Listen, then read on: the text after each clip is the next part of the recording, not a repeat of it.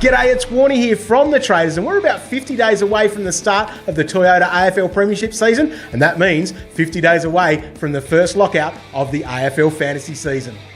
The official fantasy game of the AFL has been open for a month, and tens of thousands of coaches have registered and started picking their Fantasy Classic teams at fantasy.afl.com.au or via the free smartphone app. This year we've got $14.8 million to spend on our squad of 30, and I thought I'd start picking a team from scratch with the help of the coaches who have already been having a play. Under Stats Centre and Coach's Choice, you can see who the most selected players are this year.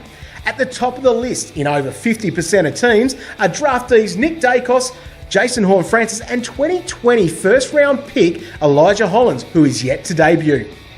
Daicos had the best junior numbers of all the newbies, while Horne-Francis played against the big boys in the SANFL last year and should find a place in the Roos lineup in round 1.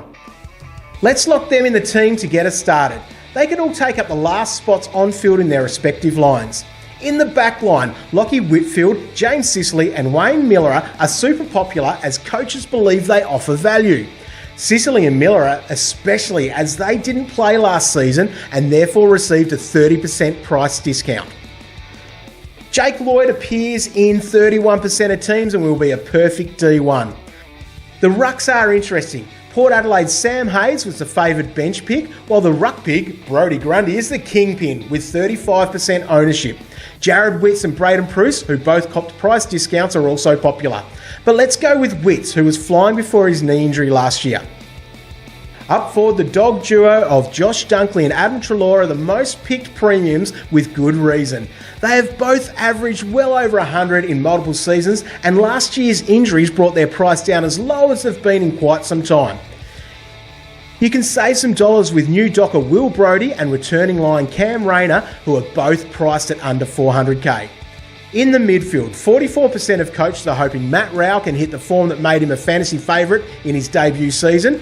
He's a bargain buy, as is Lachie Neale, who is priced well below what he produced in his Brownlow medal winning year.